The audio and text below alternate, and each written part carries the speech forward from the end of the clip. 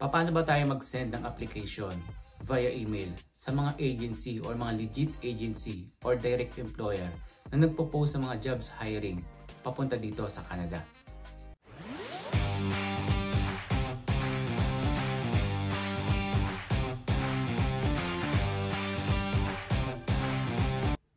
Kamusta kabayan? Ako pala si MJ at isa akong alipin ng dolyar dito sa Canada. Kung interesado ka na malaman kung paano ba tayo mag-send ng application via email, panoorin niyo po ito. Sa Gmail. So kabayan, punta lang po tayo sa Gmail. And then, i-click po natin itong compose.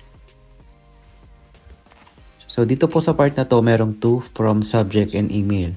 So sa taas, dito po natin ilalagay yung email address ng agency ng pagpapasahan natin ng resume at ng requirements. So like for example, ang email ad ng employer na ilalagay natin dito ay ito.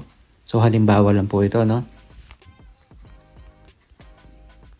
So once na mailagay na po natin yung email address ng agency ng pag-a-apply natin, magpo-proceed na po tayo dito sa subject.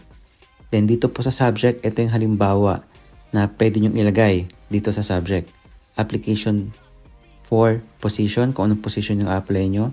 Then, yung inyo pong full name.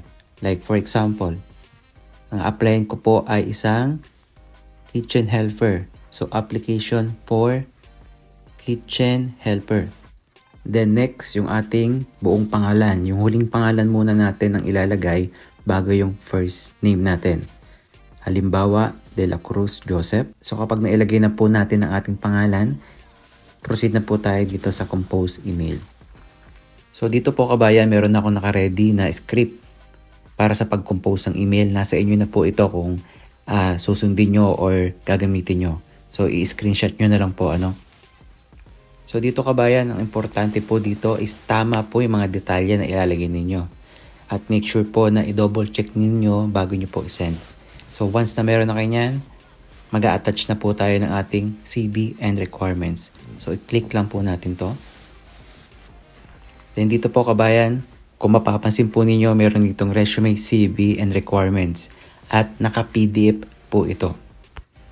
So i-click natin yung resume. And then yung ating requirements. So kabayan, dapat po naka-PDF ang inyong requirements at CV or yung mga requirements na isasend nyo dito. Nang sa ganun po, hindi po mabago yung format. At the same time, mabilis po nilang ma-filter or mabasa kung ano yung naka-attach dun sa email na sinend nyo sa kanila. So once po na nakapag-compose na kayo ng email, so i-double check nyo po ulit. Isa-isahin ninyo kung tama po ba yung information na nilagay ninyo dyan. Ano? Then kung sa tingin nyo po is tama na at sigurado na kayo, i-click nyo na po itong send. At ayun na po kabayan. So kabayan, ang tip lang po na may bibigay ko sa inyo para gumawa kayo ng ganitong strategy ng pag-apply is gumawa rin po kayo ng panibagong email, phone number, nang sa ganun po, kapag minareceive po yung mga email or calls, alam niyo na po at mabilis na po mag-seek in sa inyo kung para saan po yun at anong pong purpose ng mga na-receive nyong email or messages. So I hope po na may natutunan kayo sa vlog natin at huwag niyo pong kalimutan na mag-follow at paki-subscribe na rin po ng aking channel sa YouTube.